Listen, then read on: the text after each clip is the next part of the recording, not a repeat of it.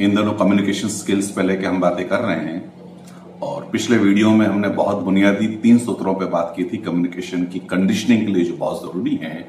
एक कम्युनिकेशन के लिए बेहतर वातावरण में जिनकी बहुत महत्वपूर्ण भूमिका होती है, और उसमें हमारा खासा आग्रह था अच्छा सुनने को लेके, जो कि हमें एक अच्छा पोषण देता है कम्युनिकेशन के बाबत, भाषा के बाबत। अच्छा पढ़ना और अच्छे पढ़े को लाउड रीडिंग के रूप में प्रैक्टिस में लाना, हमारे रिफ्लेक्सेस को एक्टिवेट करने के लिहाज से। तो ये 3 सूत्र बुनियादी थे। आज बात आगे करते हैं, और बात जो कि कम्युनिकेशन की है, इट्स ए 2 वे प्रोसेस। संवाद के रूप में कम्युनिकेशन का सबसे पहला उपयोग होता है, और संवाद 2 वे प्रोसेस होती है। आजकल ये मोनोलॉग बन गया है, वो अलग बात है।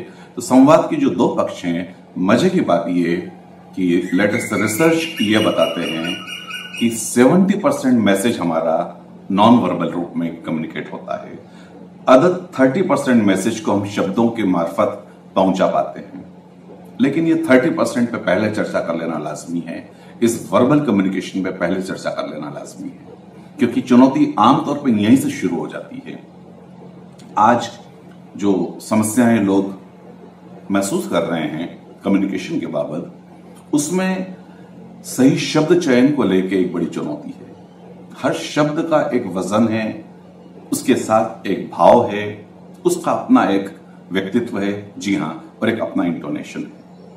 आमतौर पर इस और कभी ख्याल नहीं गया, एक शब्द चयन के बाबत सेंस ऑफ एप्रिसिएशन पैदा न होने पाया, और ये एक चुनौती के रूप में लोगों के आमतौर पर सामने आता है। देखिए, भाषा के निखार के लिए, कम्युनिकेशन स्किल्स के निखार के लिए ये सतत चलने वाली प्रक्रिया है। लेकिन अलग से कोई बहुत परेशान होने की जरूरत नहीं होती है। सिर्फ उस और एक जागरूकता, एक अवेयरनेस से भर जाना पर्याप्त होता है।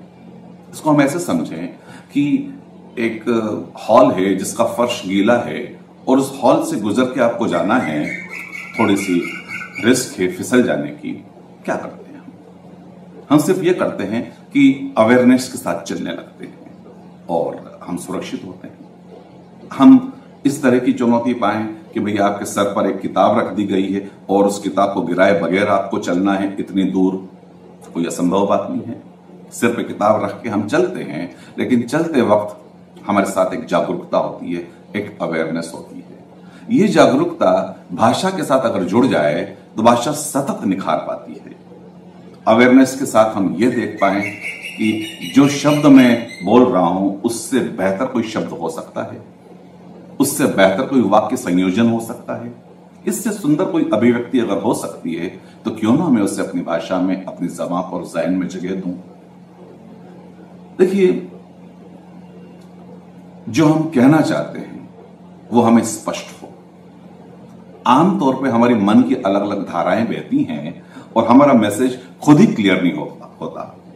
अब जब मैसेज हम जो अभिव्यक्ति देना चाहते हैं वो खुद ही हमारे जहन में क्लियर नहीं होगा, तो उसमें एक तासीर पैदा नहीं होगी, उसमें वो इंटोनेशन नहीं आएगा, उसमें वो वजन नहीं आएगा, जहां पर जोर दिया जाना है वो जोर नहीं आएगा, तो उसमें वो असर पैदा नहीं होगा।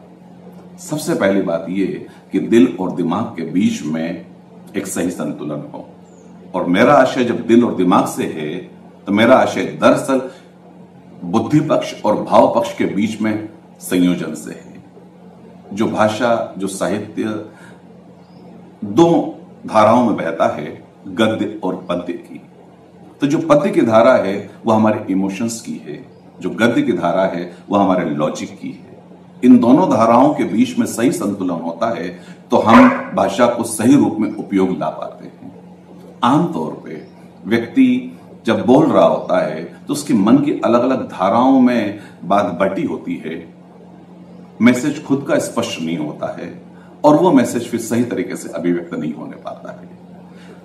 हम अपने खुद के विचारों से लड़ झगड़ के थके हारे जब भाषा को अभिव्यक्ति देंगे, तो वो भाषा ताजगी के साथ नहीं आएगी। तो वर्बल कम्युनिकेशन के साथ सही शब्द चयन, सही इंटोनेशन, थोड़ा सा रियाज और प्रैक्टिस के अलावा मैं एक और आग्रह करता हूं कि भाषा को कभी कभी विराम दिया जाए, कभी कभी विचारों को विराम दिया जाए, और उस विराम के बाद, उस मौन के बाद जब भाषा निखर के आती है, और जब भाषा निकल के आती है, तो उसमें एक ताजगी होती है, एक तासीर होती है, और भाषा के साथ अगर एक होश जुड़ा होता है तो सही रूप में संप्रेषण या कम्युनिकेशन हम कर पाते हैं अपने भाव विचारों का।